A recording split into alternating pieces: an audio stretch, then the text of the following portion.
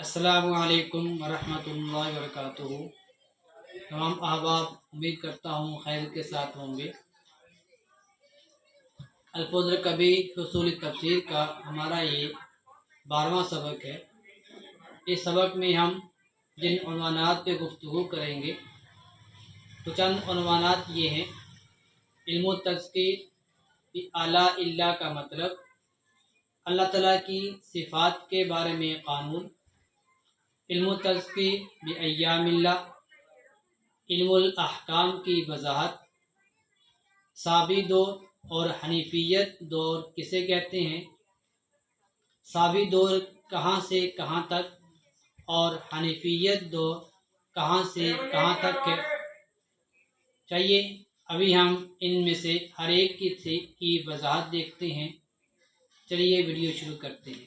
بسم اللہ الرحمن الرحیم۔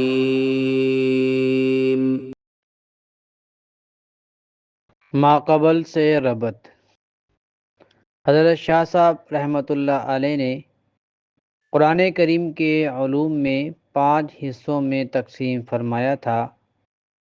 اس سے پہلے علم الجدل کی وضاحت فرمائی ہے۔ اس کے بعد اب یہاں سے باقی علوم کی وضاحت فرما رہے ہیں۔ سب سے پہلے علم التذکیر بِآلاء اللہ کی وضاحت فرمائیں گے۔ اس کے بعد علم التذکیر بایام اللہ، پھر علم التذکیر بالموت وما بعدہ، پھر علم الاحکام، اور آخر میں علم التذکیر بایام اللہ کی ایک خاص قسم کو بیان کیا جائے گا۔ تو یہ گویا کہ جو 5 علوم خمسہ تھے ان میں سے ایک کا بیان تو ہو گیا ہے، باقی جو 4 علوم رہ گئے ہیں ان کی جو اجمالی وضاحت کچھ اس طرح بنتی ہے۔ سب سے پہلے علم التذکیر بآلاء اللہ، اس کا مطلب یہ ہے کہ اللہ تعالیٰ کی نعمتوں اور اس کے احسانات کی یاد دہانی کرنا، تاکہ بندوں میں شکر و اطاعت کے جذبات بیدار ہوں اور معصیت و نافرمانی کی صورت میں احسان فراموشی کا احساس پیدا ہو، جو گناہ گار کو منعم حقیقی کی بارگاہ میں ندامت کے آنسو بہانے اور توبہ و استغفار کرنے پر آمادہ کرتا ہے۔ تو یہ ہوا علم التذکیر بآلاء اللہ کا مطلب۔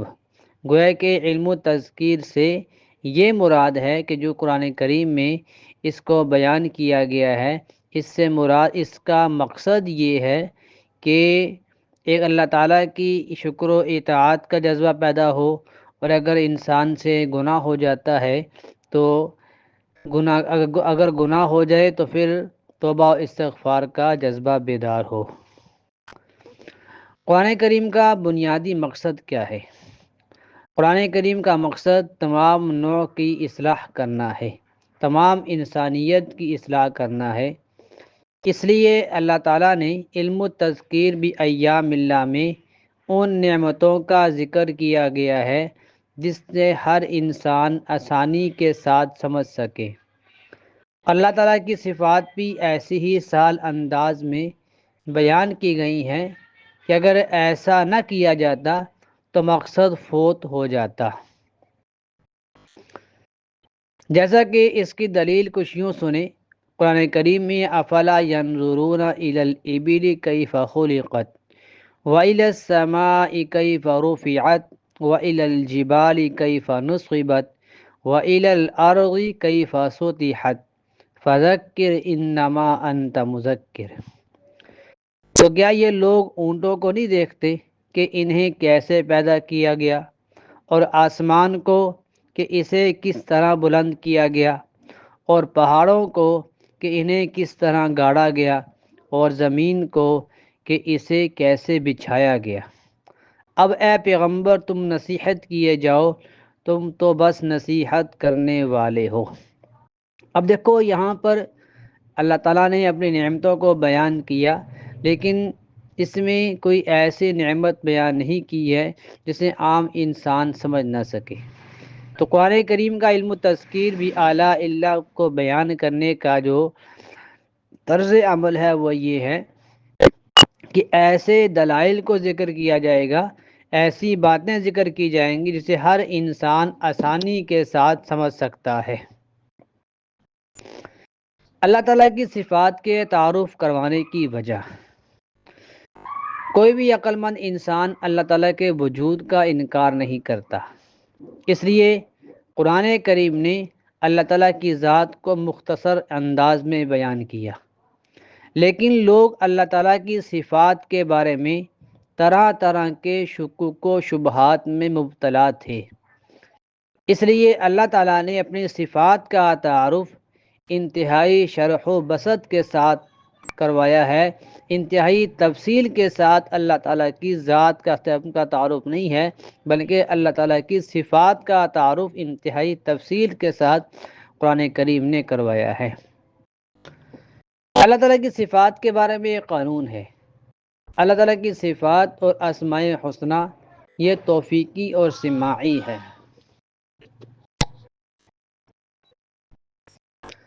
ہم اپنی طرف سے اسماء حسنہ میں سے کسی اسم کا اضافہ نہیں کر سکتے، کیونکہ اللہ تعالیٰ کی صفات کے لیے اور اسماء حسنہ کے اس بات میں دو باتوں کا لحاظ رکھا گیا ہے۔ نمبر ایک، اللہ تعالیٰ کے لیے ایسی صفات ثابت کی گئی ہیں جن کو ہر شخص اپنی فطرت صلاحیت کے سے سمجھ سکتا ہے، جیسے زمین کی پیدائش، پھلوں کی انواعات، کثیر الوقوع روحانی بیماریاں وغیرہ ذالک، ایسی صفات ہیں جیسے ہر بندہ آسانی کے ساتھ سمجھ سکتا ہے۔ دوسری بات یہ ہے کہ اللہ تعالیٰ کی طرف ایسی صفات کا انتخاب کیا گیا ہے کہ ان کی اللہ تعالیٰ کی طرف نسبت کرنے میں کوئی خرابی لازم نہیں آتی، اور ان صفات کی اللہ تعالیٰ کی طرف نسبت کرنے میں لوگوں کا عقیدہ بھی خراب نہیں ہوتا۔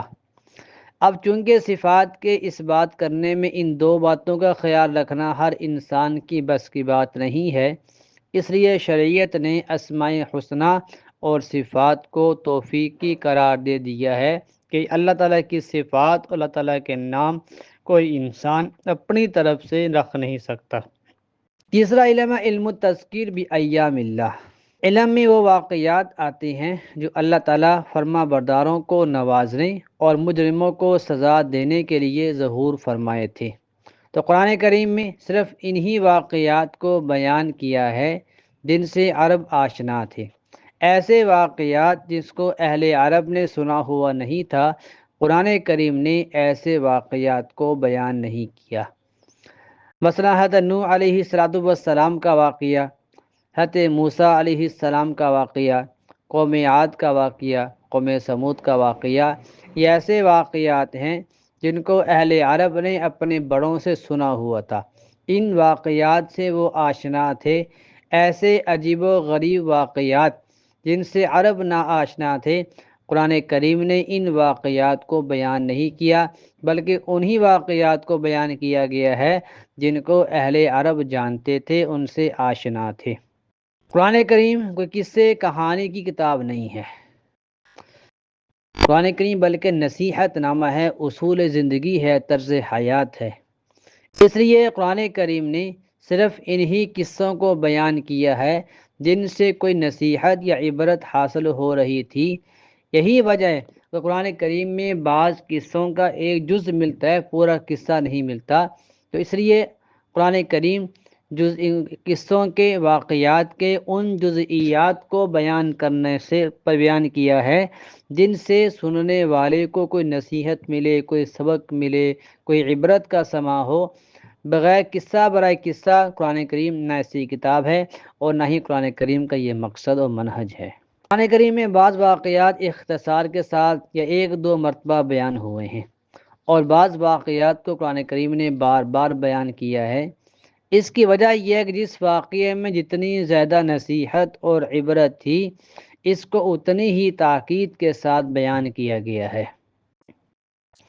حضرت شاہ صاحب رحمۃ اللہ علیہ نے پہلے بار بار آنے والے واقعات ذکر کیے ہیں، اس کے بعد ان واقعات میں سے چند کو بیان کیا ہے جو ایک یا دو بار ذکر ہوئے ہیں۔ مثلا حضرت آدم علیہ السلام کا واقعہ، ملائکہ کا حضرت آدم علیہ السلام کو سجدہ کرنا، شیطان کا تکبر کرنا، شیطان کو بنی آدم کو گمراہ کرنا، یہ ایسے واقعات ہیں جن کی زیادہ ضرورت تھی، ان کو کثرت کے ساتھ بیان کیا گیا ہے۔ حضرت یوسف علیہ السلام کا واقعہ، حضرت موسیٰ علیہ السلام کی ولادت کا قصہ، قصے طالوت و جالوت، اصحاب کہف کا قصہ، اصحاب الجنہ کا قصہ، یہ ایسے قصے ہیں جن کی اتنی زیادہ ضرورت نہیں تھی، اس لیے ان کو ایک یا دو بار ان کو بیان کیا گیا ہے۔ ان قصوں سے قرآن کریم کی غرض یہ ہے کہ سننے والے کا دل کفر و شرک اور معاصی کی شناعت و قباحت اور عذاب الہی کو اچھی طرح سمجھے اور ان سے بچے، اور مومنین کی نصرت اور الطاف الہی کے نظارے کو دیکھے اور ان کے نقش قدم پر چلے۔ خلاصہ کلام یہ ہے کہ مقصد یہ ہے کہ انسان ان کاموں سے بچے جن کاموں سے اللہ تعالیٰ ناراض ہوتے ہیں، اور ان کاموں کو کرنے کا اہتمام کرے جن کاموں سے اللہ تعالیٰ راضی ہوتے ہیں۔ چوتھا علم، علم التذکیر بالموت وما بعدہ۔ قرآن کریم نے متعدد مقامات پر موت کے بعد پیش آنے والے حالات کو بیان کیا ہے، جس کا مقصد یہ ہے کہ لوگ اس سے عبرت حاصل کریں، اپنی آخرت سنواریں۔ اس کے لیے کسی مقام پر دوزخ کا تذکرہ اور کسی مقام پر جنت کی نعمتوں کو بیان کیا۔ اسی طرح قیامت کی علامات کو بیان کیا ہے، جیسے کہ قیامت کی بڑی علامات میں سے چند یہ ہیں: نزول عیسیٰ علیہ السلام، خروج دجال، ظہور امام مہدی، خروج دابۃ الارض، خروج یاجوج ماجوج وغیرہ، یہ بڑی بڑی علامات ہیں جنہیں علامات کبریٰ کہا جاتا ہے۔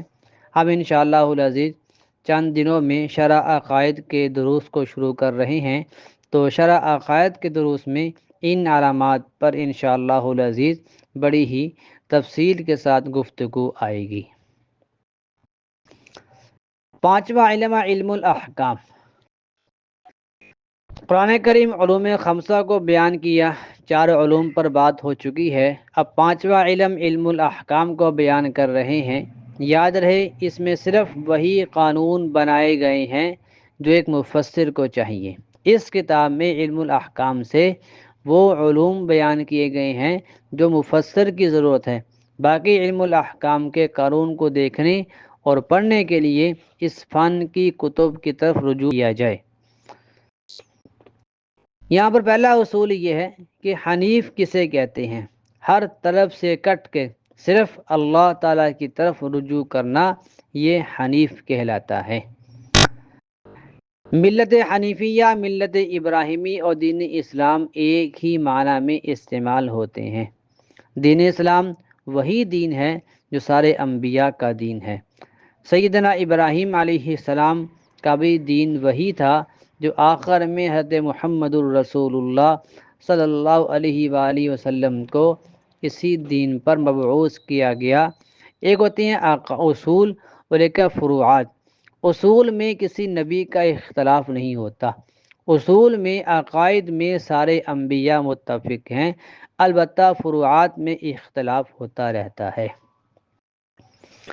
دین کے ادوار اور جو گزرے ہیں وہ دو ادوار ہیں، ایک ہے سابی دور اور ایک ہے حنیفیت کا دور۔ سابی دور جو ہے حضرت آدم علیہ السلام سے لے کر حضرت ابراہیم علیہ السلام سے پہلے کا زمانہ سابی دور کہلاتا ہے، جس میں اللہ تعالیٰ نے حضرت آدم علیہ السلام، ادریس علیہ السلام، نوح علیہ السلام، ہود علیہ السلام اور حضرت صالح علیہم الصلاۃ والتسلیمات کو مبعوث فرمایا۔ سابی دین بھی اللہ کے برگزیدہ بندے لے کے آئے، بعد میں لوگوں نے اس دین میں بگاڑ پیدا کر دیا اور مشرک بن گئے۔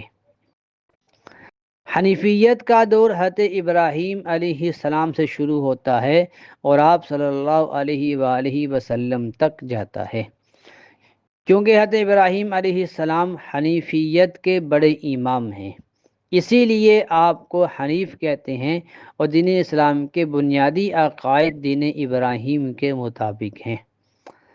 اسی پر ہمارا آج کا سبق ختم ہوتا ہے۔ ملتے ہیں انشاءاللہ آپ کو اگلی ویڈیو کے ساتھ۔